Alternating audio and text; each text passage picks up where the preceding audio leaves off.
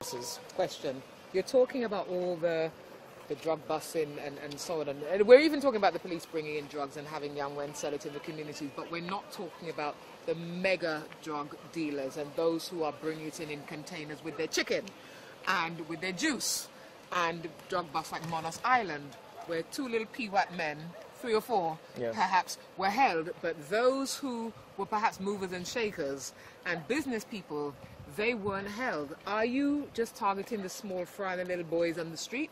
What are you doing about the businessmen, some of whom may even be in your own government and bringing in drugs? Well, you saw how we operated with the life support program. I have no intention for anyone that is going to break the law for me to turn a blind eye.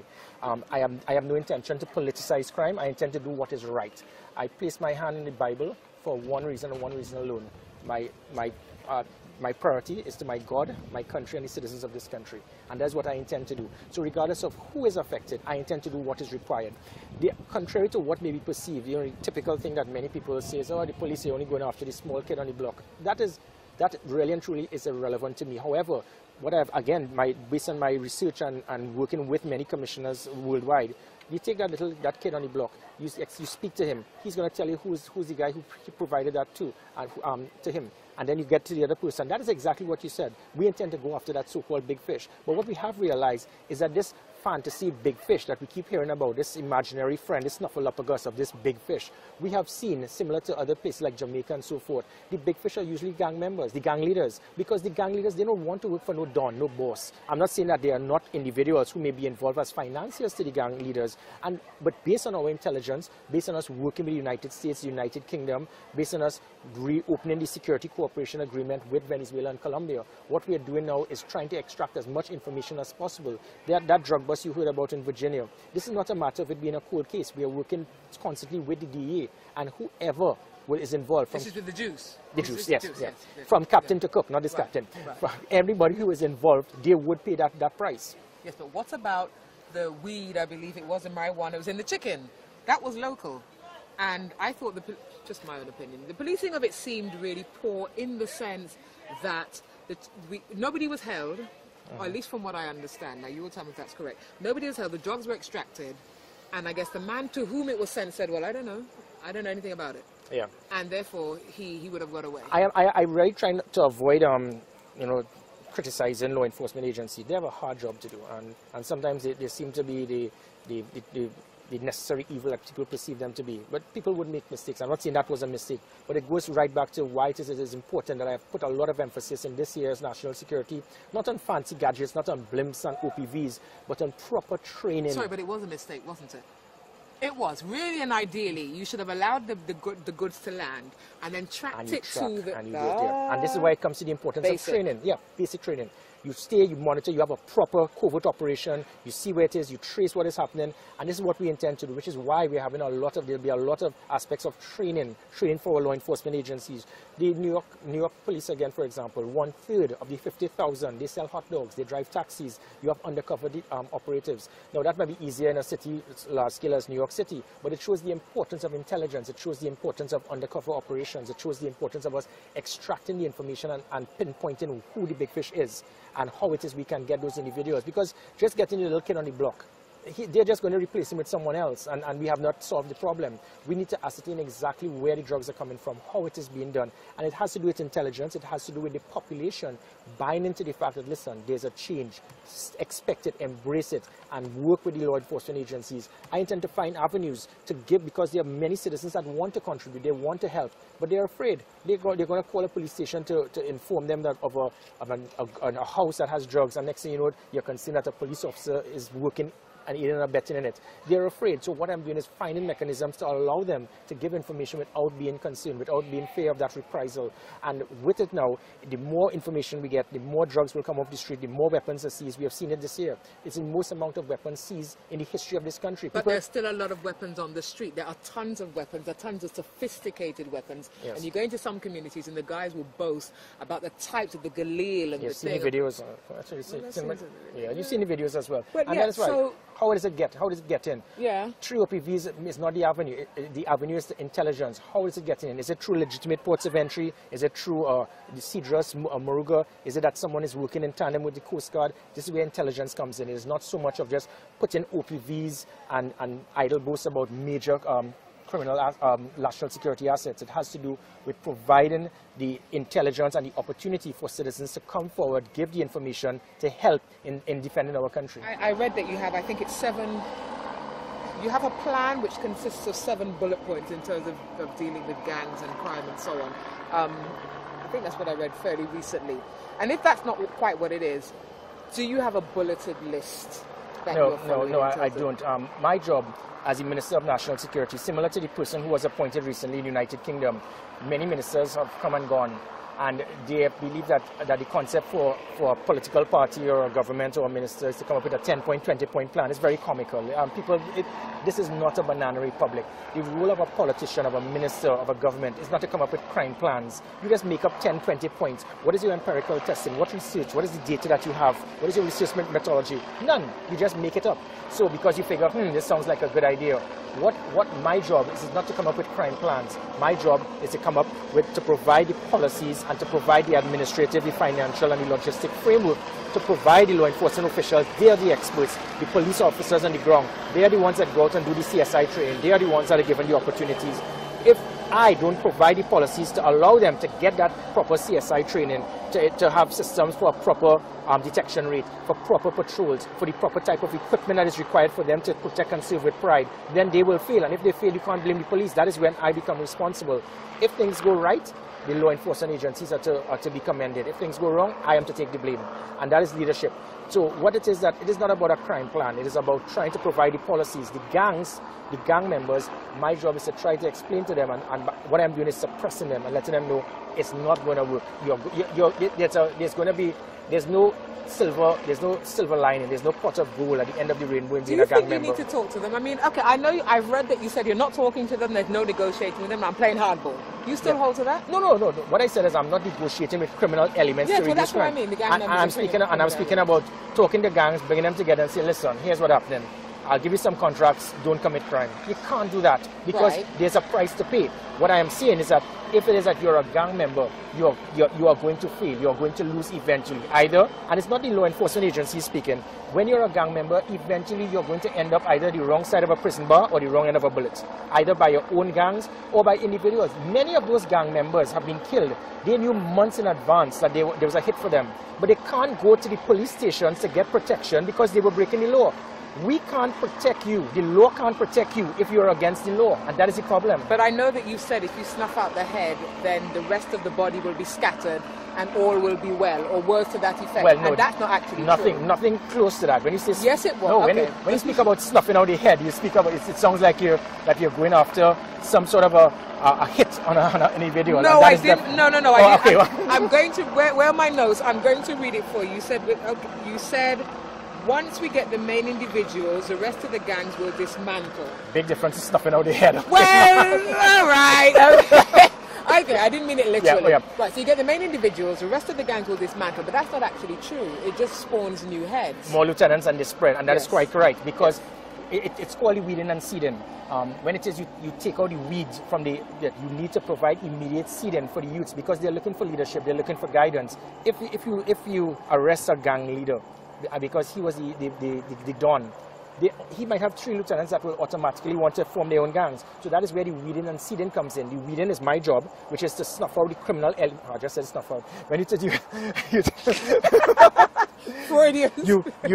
take out the criminal elements from the society, which are the weeds, but you need to plant the seed, and that is where you speak about the importance of the opportunities for youths to turn away from a life of crime, employment opportunities, education, health issues, social aspects, sporting activities, and that is important. Can I say something? Please. Without being rude.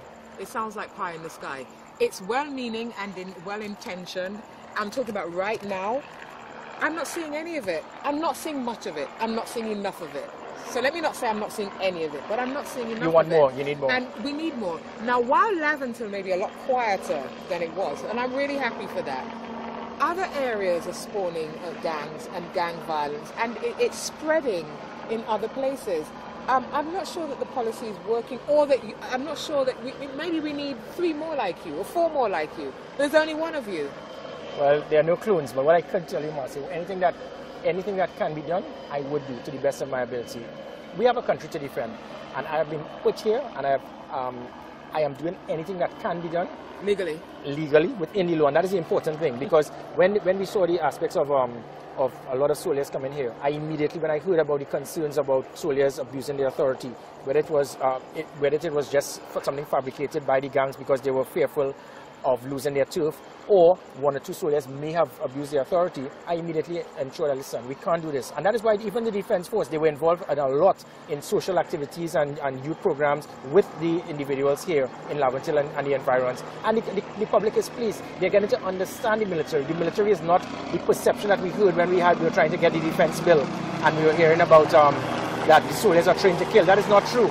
I was in the United Nations Peacekeeping Force for 6 months in Haiti. I lived in a virtual desert in a tent. But you know what it was? A peacekeeping force, because the soldiers are also trained to assist in peacekeeping operations. This is a peacekeeping operation. It is to calm the situation, to get gang members, if it is that they have not yet been arrested, turn away from this life of crime, because it is a one-way road to failure. So true, but what empirical evidence are you gathering? Do the cameras, let's start with the cameras, do the cameras actually have tapes in them, or whatever you use to capture stuff? Just by the situation of certain persons actually trying to shoot the cameras and dismantle it, it shows exactly why certain individuals in these communities, they don't want the cameras, they don't want to be monitored. And why don't you want to be monitored? You should be pleased to know that you're being monitored. You should be pleased to know that not Big Daddy is watching you, but the National Operations Center and the E999, they're seeing what is happening to give you a real-time response if anything happens. I intend to put something called Shot Spotter. If at any time a shot is fired in any area, in a hotspot area,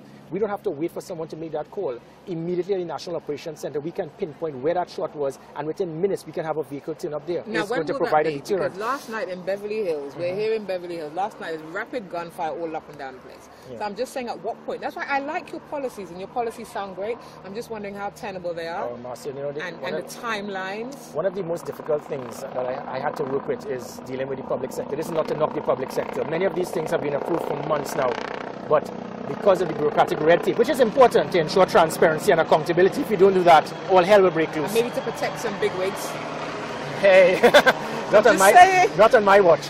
I intend as quickly as possible to get these things off of the ground, whether it is the armored personnel carriers, the interceptors, the UAVs, more helicopters, having more police vehicles, more patrols, heavier visibility, greater deterrent, and to take away that fear and the perception of fear of crime within the communities, and to ensure that deterrent, and to get the criminal elements to understand, listen, if you do not want to be considered a cockroach, stop trying to kill and be using young people as fodder, and feel that you can use them. If you use them, I'm going to deal with you. We are going to come after you, because it cannot continue. We can't turn a blind eye and see gang members, gang leaders committing crime, and then you put them on a pedestal and call them community leaders. You give them contracts and hope it goes away. I have no intention to negotiate with anyone based on intelligence. If any gang leader decides to use his funds and his profit towards funding criminal activity, I intend to cut that umbilical cord from the back. The rear echelon, the finance, cut it off so they won't have the funds. If they don't have the funds, they can't purchase more guns, they can't purchase more drugs, they can't pay the gang members. We dismantle the gangs, and it will play a very big part towards a safe and secure country. Won't happen just like that. Well, I wish it would, but it won't, because as we said, if you dismantle, if you take off the head, the rest will just find ways to lock. No, it's not the head. My neck, but his neck. But Marcia, it's not just the head I'm speaking. I'm speaking about the gang activity. This is not so much of the head I'm speaking about, because, as I said, some of these gang leaders are very intelligent young men. Yeah. Use your resources that have been afforded to you. That okay, you got in through the back door, you got contracts, whatever. Use it for the right avenue. Do not use it towards criminal activity. One more question, sir. The borderlines. The borderlines are real, and the borderlines are heinous, and really, I think it seems to me to only be 5 or 10% of the community that's gang running and gang banging, and the rest of the community law abiding in all of the communities, John, Lavin, wherever, and they just want to go about their daily business and send their children to school. Yet some of them cannot cross a particular invisible line, or a line that road by a certain point. How can you help those people who just want to go about their daily lives, but yes, they live in a hot zone. Yeah. Well, again, it goes to what I speak about. We can't negotiate with the gang leaders. Anytime we continue to negotiate, they're going to keep pegging us back, and which is what happened, where they'll start shooting at police officers, and we could end up like Jamaica. It is not going to happen on my watch. No gang leader, no gang could feel that they could hold any part of the real estate in this country whilst I be a Minister of National Security and feel that you can't enter here. And that is why it is we're going to suppress them. We're going to put heavy visibility. We're going to put heavy presence of police and army and let them know this does not belong to you. If you want real estate, pay for it. No area belongs to you. And if it is that you want to act and support your community, do it the other way around. You say this is your block, you are to ensure that there's no crime in your area. So does that mean on the corner, for example, I can't remember where the lines are down in John, just for example, but does that mean, therefore, that you'll have heavier police and soldier presence in a particular area so that law-abiding citizens can walk to and fro and not be shot at? Yeah, well, you actually heard it for yourself when we were walking around speaking to the residents. All they spoke about is, listen, we need some police presence here. We need an extra vehicle here. Yeah. We actually placed a police vehicle, and it was something similar to when I met with the Deputy Commissioner of Police in New York City, Intelligence. He said there was a shooting between gangs. And what they did, they just placed a police vehicle there because from intelligence, they knew there was going to be reprisal. And that vehicle stayed there for 2 years, and there was not a shot fired. We had the same thing within, there's a certain tree down by Beetham. Since we have put a police vehicle there, the place is calm, and it provides that crime is a product of opportunity. That is the meaning of crime. It is a product of opportunity. The greater the deterrent, the less likelihood criminal elements will commit a crime because now there is a greater possibility of him being caught. So it all goes with the product of opportunity. My job is to take away that product of opportunity, provide that deterrent, suppress you, and make you know that, listen, if you commit that crime, there's a great likelihood you would be apprehended because of the cameras, because of the NOC, because of the choppers, because of the heavy visible presence, because of the intelligence, because of the undercover officers, you don't know where they are, because of the citizens that are ready to sell you out now and assist the police. So there's not it's a vindictive aspect. It is to get the gang leaders, listen, turn and take away yourself from a life of crime, stop using the youths so that I will not consider you cockroaches. There we go again. We're going to fight over that word, you know. Don't like what they do, but you can like them. I can never like someone that takes away the life of a young man in this country. I can never like you. You are an enemy of the state. If you could take a gun and put it to the head of a young person, how does that mother feel for the rest of her life, losing her son? You can't be anything but a cockroach. And I intend to crush that cockroach. I have no intention to negotiate with criminals. I have no intention to negotiate with cold-blooded murderers. And they are nothing else but cockroaches, and I am not going to turn away. I will intend to crush them. This is a war. If someone decides to kill young people, I can't say that I am not disliking you for what you have done. I have to dislike you. You're an enemy. I see you as an enemy of the state because what you're doing, apart from taking away the life of a young man, you have now put fear in a nation. Every time someone is killed, you have now, that is another notch in your belt that has affected our society, affected our country, affected our productivity. I see you nothing else but an enemy. If you turn a blind eye and you say, listen, I'm deciding to drop tools, drop my weapons, you have not been apprehended, but you have moved a different direction, all well and good, because we have not apprehended you. There's nothing to hold you with. But if it is they continue to go that way, I intend to do the same thing. Because this has never happened before. They've never been confronted. There's been negotiation, there's been dialogue, we'll give you more contracts, let's sit down in Crown Plaza and let's talk. I have no intention to negotiate with any criminal elements. I have no intention to negotiate with terrorists. I have no intention to negotiate with enemies of the state. If you intend to go after, to use youths in our society and have them killed for your profit, I am coming after you with a ton of bricks.